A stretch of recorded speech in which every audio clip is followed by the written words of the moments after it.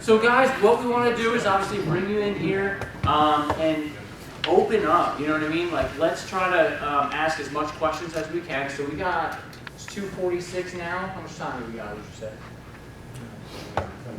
20 minutes, yeah. So 20 minutes, let's ask some questions, and you know, even without the day and a half that you had, with just what we went over, you know, ask him what you think of the systems and stuff like that we have in place, and you know, even about a small company or a big company, which would you rather use? You know what I mean? So one of the questions I would think for you, Larry, would be, you know, you've had a lot of contractors probably that you've worked with over the years. You know, what's kind of different with my company that you've seen with, like, just the staff, if you will? Because there's some guys, you know, that are getting employees and getting territory managers and stuff like that at this stage, where, you know, sometimes you have like and I don't mean this by bad or anything, but you have a one-man show, right? Which is fine too, because I got to respect the hustle, right? Yeah. So what is the differences, would you say, in a one-man show as compared to, you know, a company with a couple of crews or something like that? Well, in the beginning, Pat did a good sales job, and you know, I had looked around a lot because we were going through contractors like crazy, and we tried him on a whim on one job, and then called him back for a discussion, and things kind of went up from there. And it's at a point now where the point guy is not Pat, the point person is Audrey.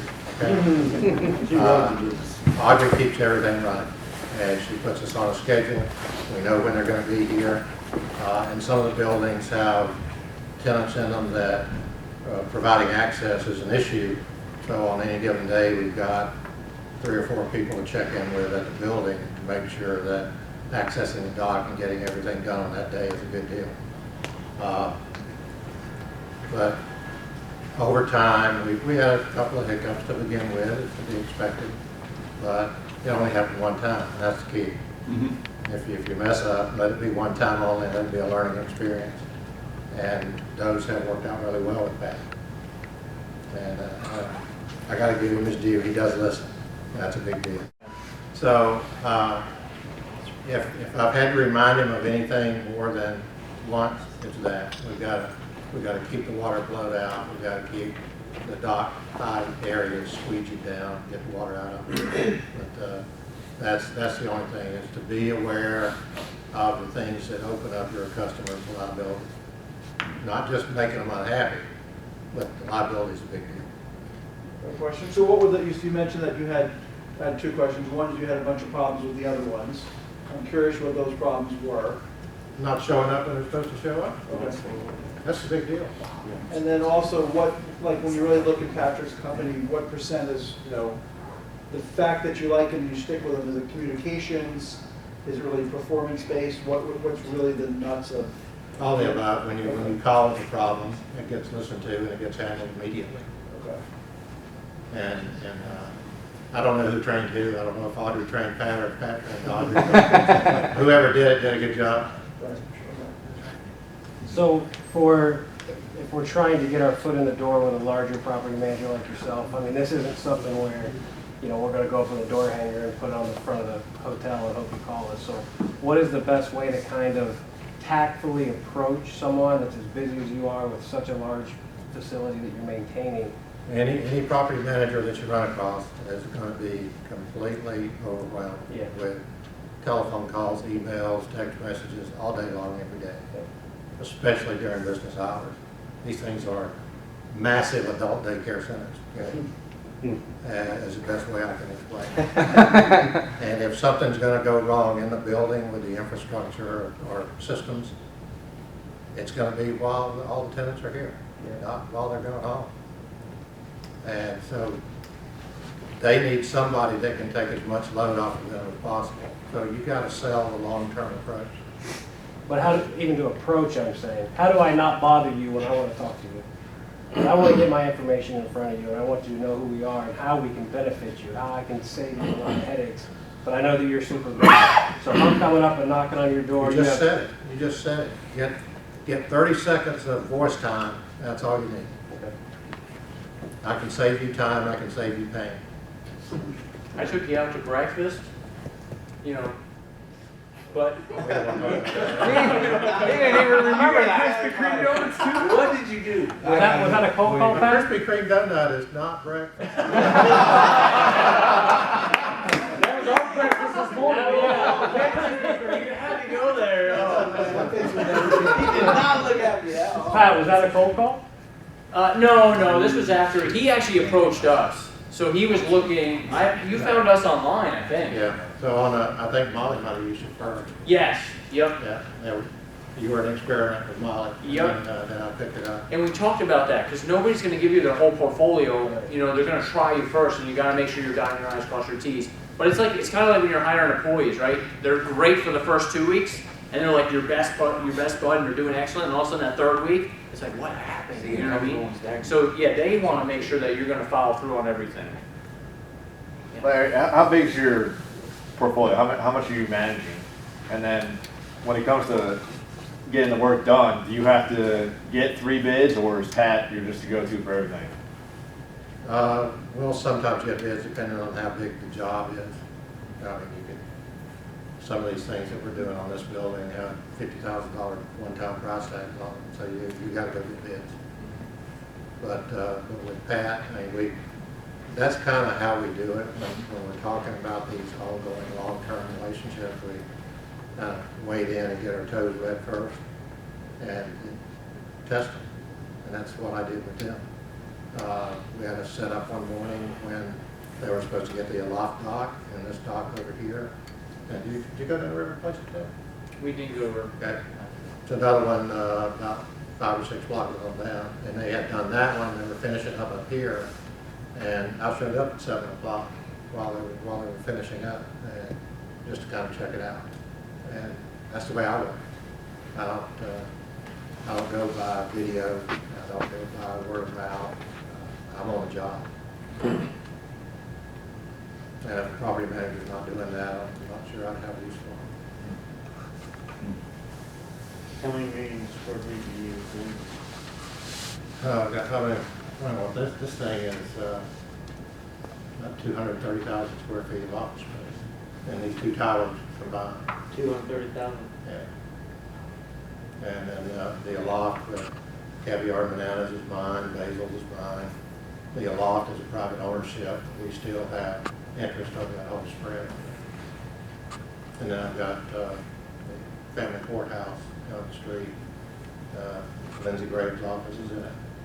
And then Charts Band across the street, in a much older building. And Molly has a lot of outlying properties like Bilos and Publix and things like that. And we do the bios and stuff as well. You do? For Mom. Uh-huh. When you're ready to clean the whole thing, top down clean, is that one of those that you're gonna have to get 3 bids for, or are you gonna try to have Pat do it for you? Pat can't do it. Oh, you can't do it? Yeah, it's too big. Pat can't come off the top of a building on a road. Too That's scary. all we have to have. They Gotcha. have to scale these buildings. Okay. So along that same line, how do you manage that trade-off where maybe you've got a great provider but limited capability set versus maybe somebody with a massive capability set but not as reliable or not as good a quality? How do you look at that trade-off? Well, with Pat, we know what the limitations are, so I know when I've got a job, whether Pat can handle it or not. I may run it by him if it's on the edge, but you get someone that's qualified to send guys over the edge of the building on the roads. They've got a heck of an insurance package they have to pay for. That's passed on to the customer, okay? So Pat doesn't have that. That's why I deal with people like Pat. You gotta match the capability of the company to the job. And we set up that expectation from the start too. You know. Yeah, he said he was scared to go off it. Yeah. You go really fast on a motorcycle, but not over there to the building. No, as I get older, I get afraid of heights. So, what would be your suggestion for getting in contact with property managers for buildings where the management isn't really posted? Like, you know, you have some buildings that's one tenant only, but they do have a property management company. Mhm. And I've had a hard time finding out who the management is for those kind of buildings. I mean, like with CPRE being a third-party property management Exactly. company. That's a tough one. Sometimes local private property managers know who they are. But even if it's CBRE or one of those or JLL, they're gonna have a point person for that building. And I mean, you can always trick the system. Yeah, you can call and claim to be a tenant or something like that in the building, and you want to know who's managing it, property management. I did this at a strip mall. I went in and there's a mom and pop, right? So I didn't know who was managing it. I went to the mom and pop. I said, hey, who are you sending your checks to? And they'll give you the information. That's who, you know, was the owner of the building or the management company. And that's how I found the management company to put the bid on for doing their 16,000 square feet of sidewalks. And so you can go in there if you can find a mom and pop and just say, hey, who do you write your checks to? We want to, because a lot of times it's in the CAM fees, right? That they have to do pressure washing. So they'll let you know who the management company is. Say, Pat's part of the Kansas building, The what? Yeah. common area maintenance charges. And those get reconciled every year back to the tenant base. But to better address your question, just like I've got a whole floor of BB&T in this building. BB&T, regardless of whether it's a branch or whether it's an office building like this, they have a third-party property manager. In this case, it is CBRE. So a love-hate relationship with them, but it's a benefit for us because we know we can do a better job. But and sometimes we do cut CBRE out just to make BB&T happy. Sometimes it comes to that, but the private property manager will know who in CBRE locally will be the point person on just about every building in town. And I can tell you 3 or 4 that's in this town. We're gonna have to do But it's tough to get their attention. Yeah, Tough. for sure. Jack said he'll take you to lunch. Sobeys. So- Sobeys on the road. Yeah. It won't be done, it won't be, just. Lot of Hazel. I am a big If you like nice, So does, We'll take you to Basil. does the CPBE, do they do all of BB&Ts, or is that just here, CBRE? or CVRE? No, they're worldwide for the BB&T. Thanks for that nugget.